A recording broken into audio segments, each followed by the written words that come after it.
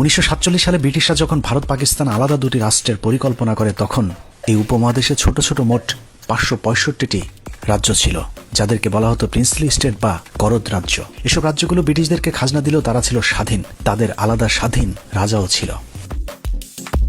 ব্রিটিশরা ভারত উপমহাদেশ ছেড়ে যাবার আগেই রাজ্যগুলোর সামনে 3 ধরনের বিকল্প প্রস্তাব করা হয়েছিল। তারা চাইলে ভারতের সাথে যুক্ত হতে পারে, চাইলে পাকিস্তানের সাথে, কিংবা এই রাজ্যগুলো যদি চায় তাহলে স্বাধীনও থাকার সুযোগ থাকবে। যেহেতু এসব রাজ্যের বেশিরভাগ রাজাই হিন্দু জমিদারদের দ্বারা পরিচালিত হতো, সে কারণে 565টি রাজ্যের মধ্যে 549টি রাজ্যই ভারতের সাথে যুক্ত হয়। 13টি রাজ্য পাকিস্তানের সাথে, আর কাশ্মীর, হায়দ্রাবাদ ও জুনাগড় এই 3টি রাজ্যের রাজারা সিদ্ধান্ত নেন এককভাবে স্বাধীন থাকবার। কিন্তু স্বাধীন রাজ্যগুলোকে খুব বেশি দিন স্বাধীনভাবে চলতে দেয়নি ভারত। ব্রিটিশরা ভারত ছেড়ে যাবার 1 বছর পার না হতেই সুকৌশলে 3টি রাজ্য দখল করে নেয় ভারত। প্রথমে দখলে নেওয়া হয় হায়দ্রাবাদ।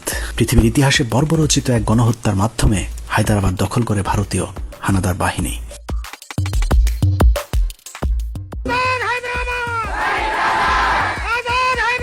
ভারতের পেটের ভেতরে থাকা 2,14,000 বর্গ কিলোমিটারের দেশ হায়দ্রাবাদ ছিল ভারত উপমহাদেশের এক খণ্ড সোনা। তৎকালীন সময়ে পৃথিবীর সবচেয়ে ধনী দেশগুলোর মধ্যে হায়দ্রাবাদ ছিল অন্যতম।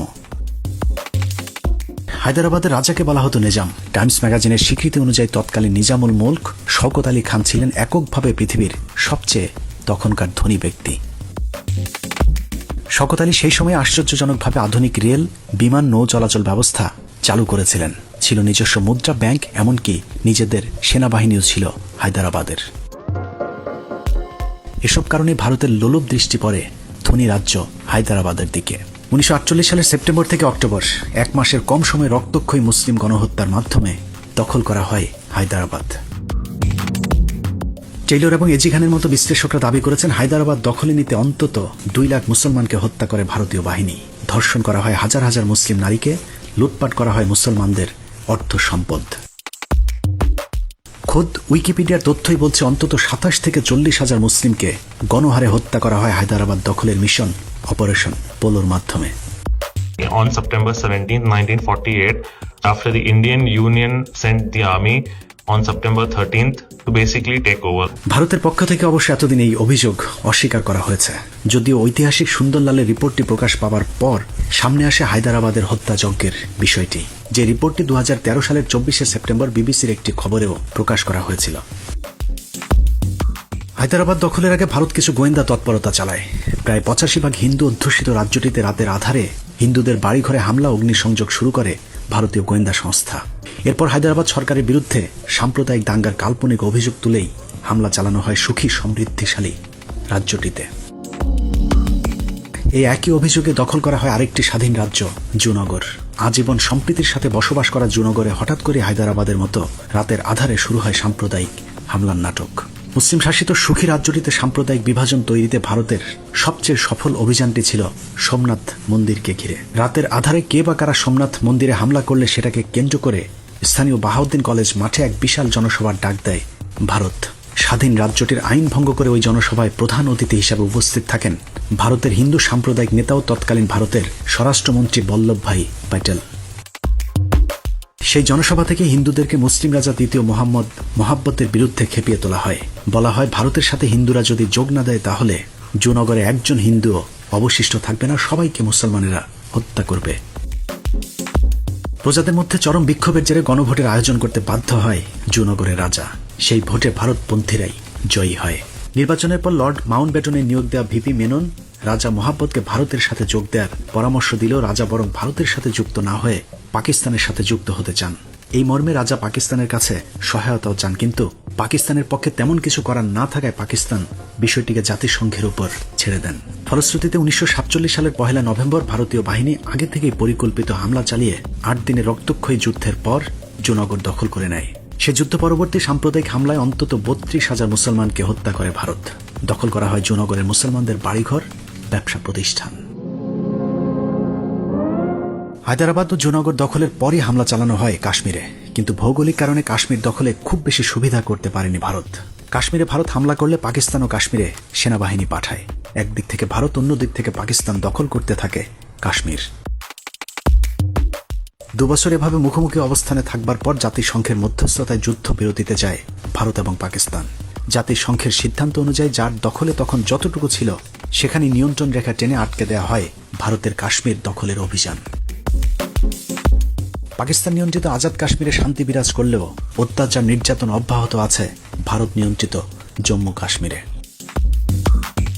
1957 সালে কাশ্মীরের জনগণের ব্যাপক আন্দোলনের মুখে রাজ্যটিকে সংবিধানের বিশেষ সুবিধা দেওয়া হলেও 2019 সালে মোদী সরকার 370 অনুচ্ছেদ বাতিল করে দেয়। এছাড়াও 1965 সালে কাশ্মীরকে কেন্দ্র করে ভারত পাকিস্তান যুদ্ধ, 1971-72 সালে সিমলা চুক্তি, 1979 সালে ভারতের বিরুদ্ধে কাশ্মীরিদের 2 বছর ব্যাপী স্বাধীনতা যুদ্ধের পর 1999 সালে কার্গিল যুদ্ধেও কাশ্মীরিরা ছিল পাকিস্তানের পক্ষে। পাকিস্তানের কারণে কাশ্মীরে পুরোপুরি সুবিধা করতে না পারলেও ভারতের দখলদারিত্ব চলতেই থাকে আশপাশের অন্য রাজ্যগুলোতে। ব্রিটিশ শাসনের অধীনে থাকা 3 রাজ্য হায়দ্রাবাদ, জুনাগড়, কাশ্মীরের পর ভারতের নজর যায় ফ্রান্স ও পর্তুগিজদের দখলে থাকা ছোট রাজ্যগুলোর দিকে। হায়দ্রাবাদ, জুনাগড়ের মতো একই অভিযোগ তুলে 1961 সালে দখল করা হয় দাদরা হ্যাভেলি। একই সালে গোয়া, দমন দিউ নামের 2টো রাজ্য দখল করে ভারত। গোয়া রাজ্যটি দখলের ইতিহাস খুবই হাস্যকর। ছোট্ট একটি মাছ ধরার নৌকায় ভারতীয় গোয়েন্দা সংস্থা আগুন লাগিয়ে সেটাকে হিন্দু নির্যাতনের অভিযোগ তুলে রাজ্যটি দখল করে নেয়। এর পরের বছর 1962 সালে পান্ডিচেরি এবং নাগাল্যান্ড পুরোপুরি ভারতের দখলে চলে আসে 1963 সালে। 1968 সালে মণিপুর, সবশেষ 1975 সালে ভারতের দখলদারিত্বের ভয়াবহ রূপ দেখেছে সিকিমের জনগণ। লেন্দুবদর্জির অতিমাত্রায় ভারত প্রীতির খেসারত দিচ্ছে সিকিমের সাধারণ মানুষ। সিকিম দখলের ইতিহাস ঘাটলে দেখা যাবে বাংলাদেশেও একই পথে হাঁটছে ভারতীয় গোয়েন্দা সংস্থা। 7096 বর্গ কিলোমিটারের সিকিম যে ভারত পরিকল্পিতভাবে দখল করেছে তার প্রমাণ রয়ের তৎকালীন পরিচালক অশোক রায়না। এই সেনা কর্মকর্তা তার ইনসাইড ড্রপ বইতে লিখেছেন 1971 সালে ভারতীয় গোয়েন্দা সংস্থা সিকিম দখলের চূড়ান্ত পরিকল্পনা হাতে নেয়। সিকিমেও সেই পুরাতন সাম্প্রদায়িক হামলার নোংরা খেলা শুরু করে, যার নেতৃত্ব দিয়েছিলেন রয়ের আরেক কর্মকর্তা অজিত ধাওয়াল। হিন্দুদের বাড়িঘর, মন্দিরে হামলা করে দায় চাপানো হয় বৌদ্ধদের উপর। শুরু হয় বৌদ্ধ রাজা রাজতন্ত্রের বিরুদ্ধে তুমুল আন্দোলন। 2 বছরের ব্যাপক আন্দোলনের মুখে 1973 সালে নির্বাচন দিতে বাধ্য হয় বৌদ্ধ রাজা চোগিয়াল। সেই নির্বাচনে রাজপরিবার জয়ী হলেও ভারতের ইন্ধনে হিন্দুদের আন্দোলন অব্যাহত থাকে। ফলশ্রুতিতে পরের বছর 1974 সালে আবারও নির্বাচন দিতে রাজাকে বাধ্য হতে হয়।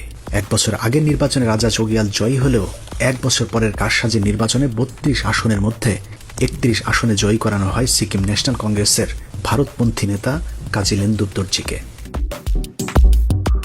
যেহেতু ভারতের কারসাজিতে নির্বাচনে জয়ী হয়েছিলেন, সে কারণে ভারতের প্রেসক্রিপশনেই দেশ চালাতে থাকেন লেন্দুবদর্জি। একক সংখ্যাগরিষ্ঠ সরকার গঠনের 1 বছর না যেতেই 1975 সালের 27 মার্চ ভারতের নির্দেশে রাজতন্ত্র বিলুপ্ত করে দেন কাজী লেন্দুবদর্জি। সেই সাথে রাজপরিবারের ক্ষমতায় আসা রাস্তাও আজীবনের জন্য বন্ধ করে দেওয়া হয়।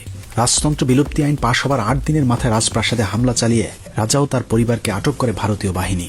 রাজপরিবারের পক্ষে ব্যাপক বিক্ষোভ শুরু হলেও লেন্দুবদর্জি সরকার বিরোধী দলের নেতা কর্মীদেরকে হত্যা, গুমের মাধ্যমে নিশ্চিহ্ন করে দেয়।